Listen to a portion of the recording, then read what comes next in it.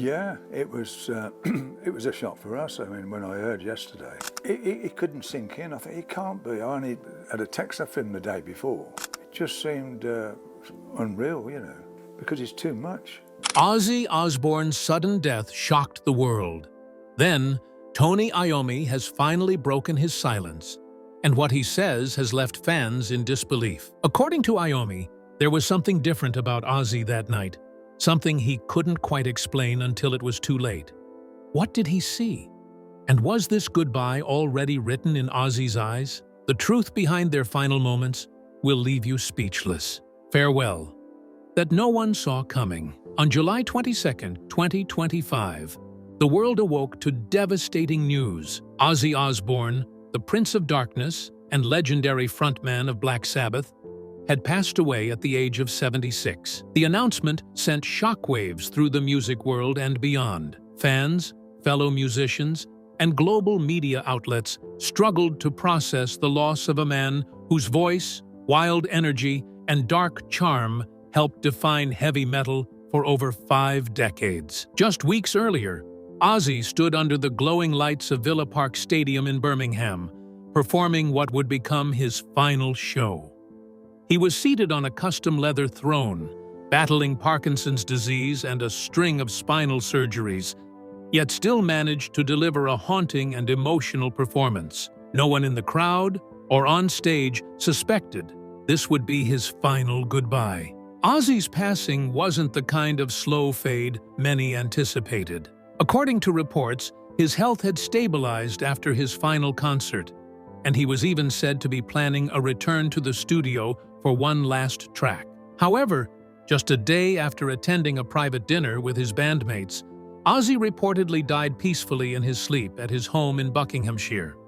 His wife, Sharon Osbourne, and their children were by his side. It's hard to believe Ozzy is gone. Just days before his death, he was alive, electric, and owning the stage at Villa Park. One last gig.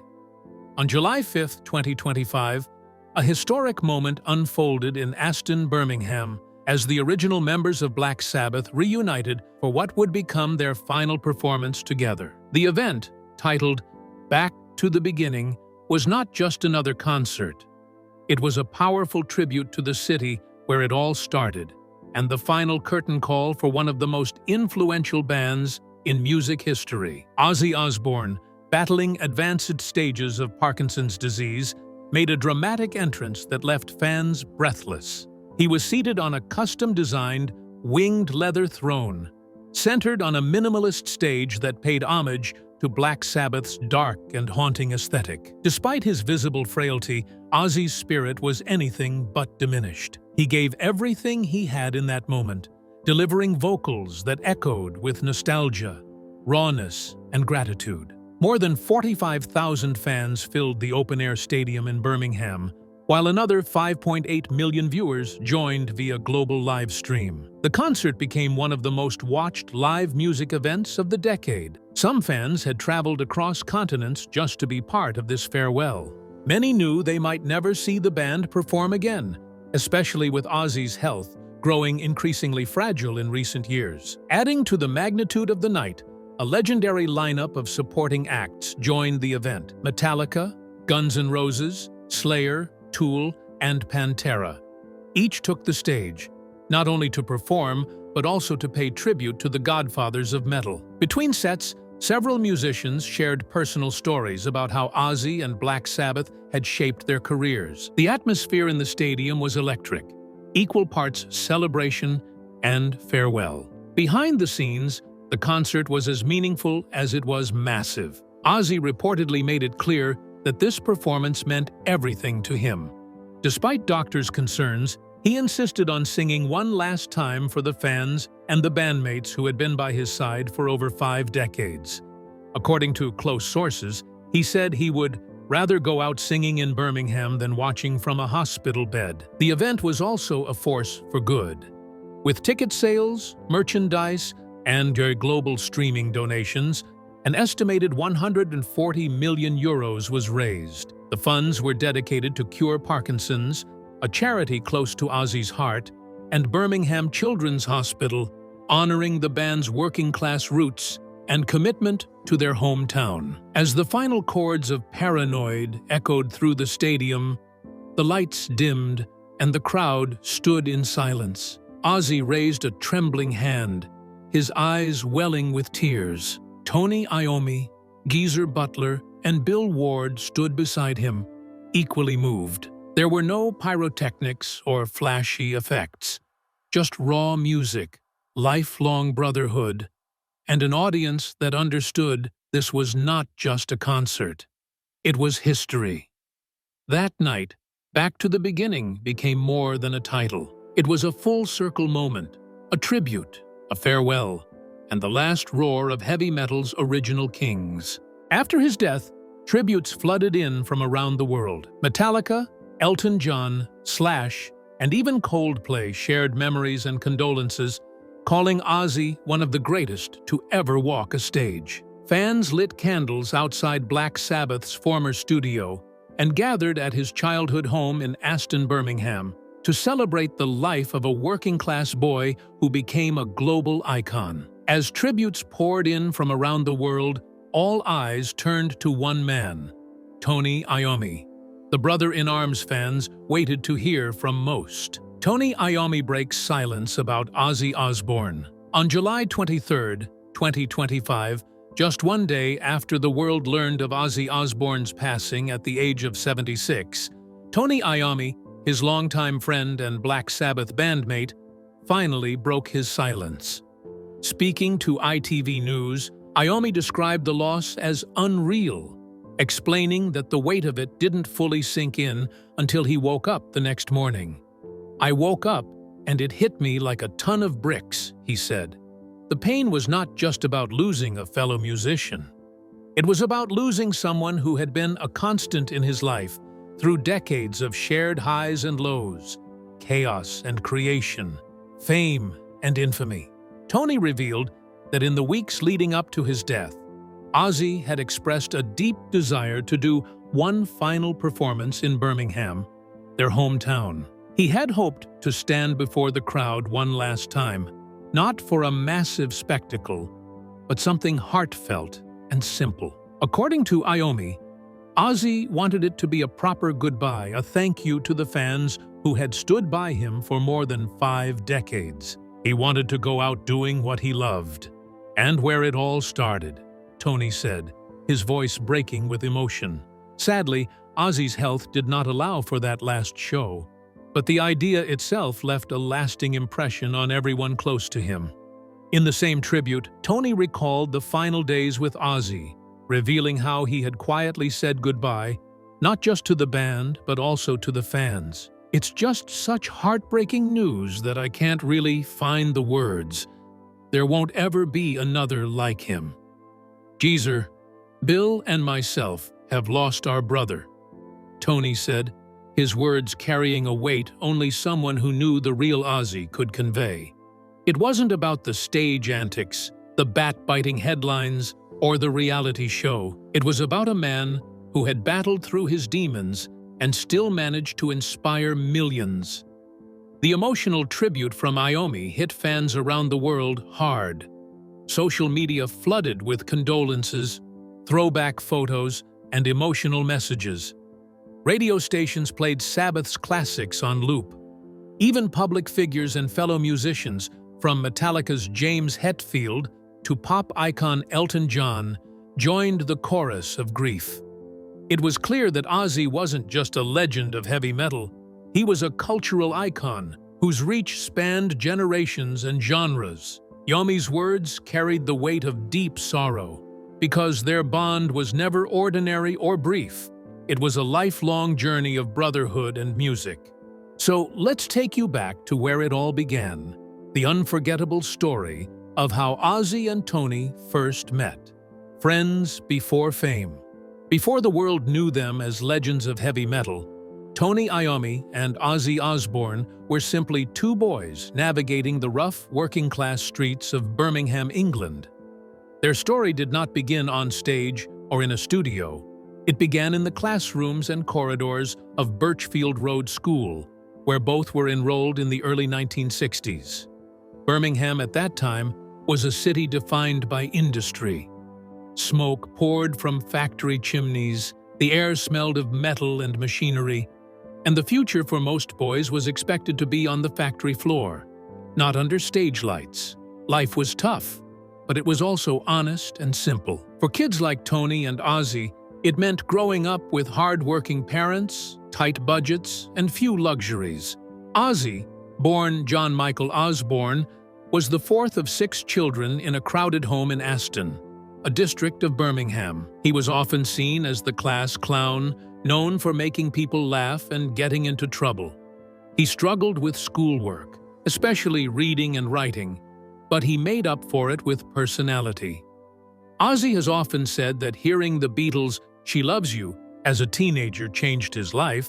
It gave him a sense of direction, even if he didn't know it at the time.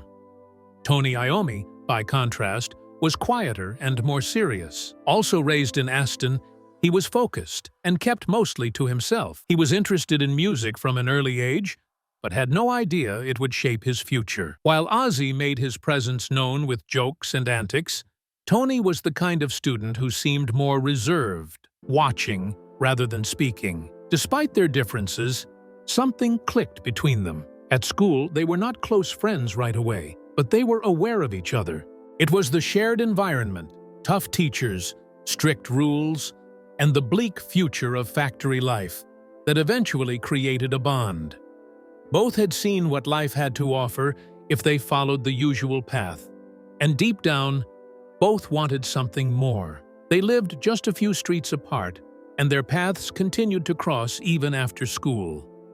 What started as a casual familiarity turned into a meaningful connection. Years later, Tony would reflect on those school days, remembering how Ozzy's energy stood out even back then. In a city that rarely produced rock stars, these 2 boys from Aston unknowingly carried the spark of something different. Before the fame, before the music, it was just a friendship forged in schoolyards, smoke-stained skies, and dreams too big for Birmingham.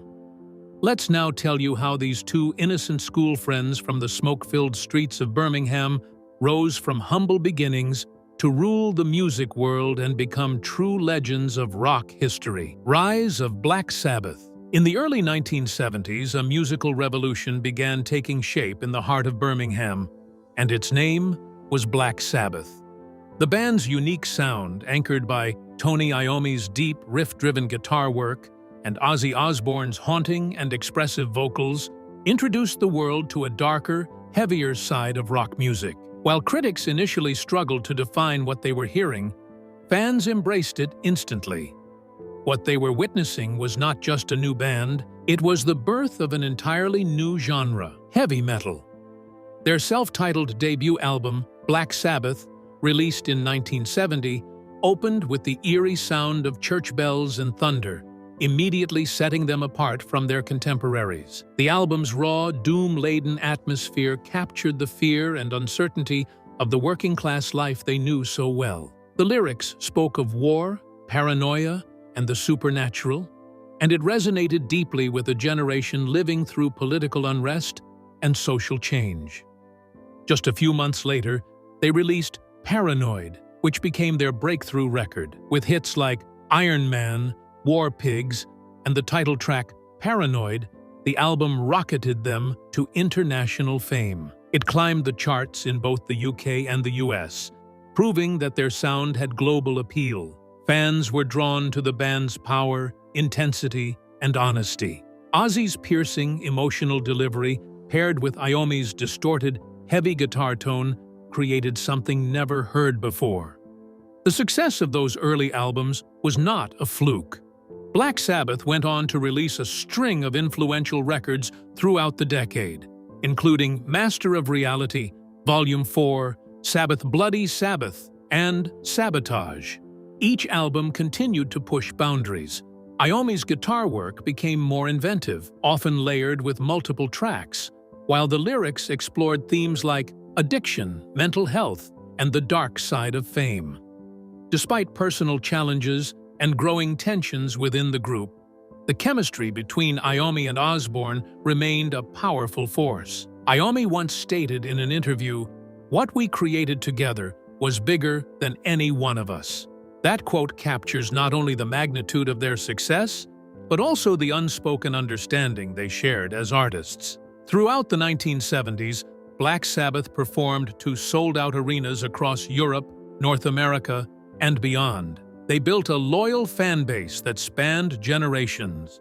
Their influence began to ripple through the music world, inspiring bands like Metallica, Iron Maiden, and Slayer, groups that would later credit Sabbath for laying the foundation for metal.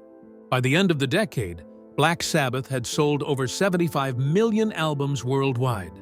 They were no longer just musicians from Birmingham, they were global icons who had redefined what rock music could be. There also came tough times that tested their friendship to its core. Let's see how they navigated these challenges and held on to the bond that started long before the fame. Trials and reunion. The journey of Black Sabbath was never a smooth one. By 1979, internal conflicts and personal struggles reached a breaking point, especially for Ozzy Osbourne. Years of intense touring, pressure from the music industry, and Ozzy's increasing dependence on alcohol and harmful substances made it difficult for the band to function. After repeated attempts to keep things together, the remaining members, led by Tony Iommi, made the difficult decision to part ways with their longtime frontman. The separation marked the end of an era. Ozzy later admitted that being fired from Black Sabbath was a low point in his life, but it also became the beginning of his solo journey.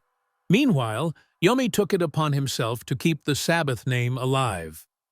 Over the next 2 decades, he experimented with new lineups and vocalists. Singers like Ronnie James Dio, Ian Gillan, and Tony Martin each brought a different energy to the band, but the absence of the original chemistry was always felt. Though the music remained powerful, fans and critics alike often longed for a return of the classic lineup. Behind the scenes, the bond between Iommi and Ozzy never truly disappeared.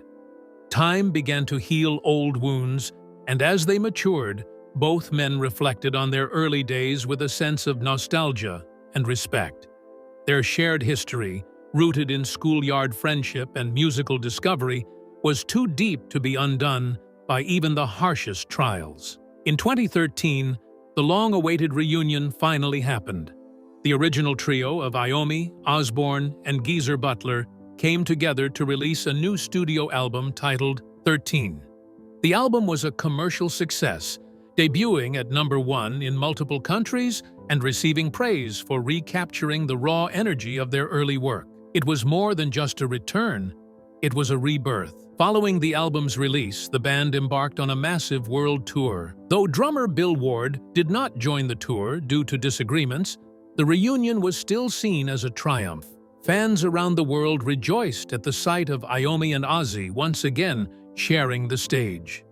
Ozzy's death marked the end of an era in music, but Tony Iommi believes his legacy will stay alive forever. Let's find out how Iommi sees Ozzy's lasting impact on the world of rock and metal. Legacy through Iommi's eyes.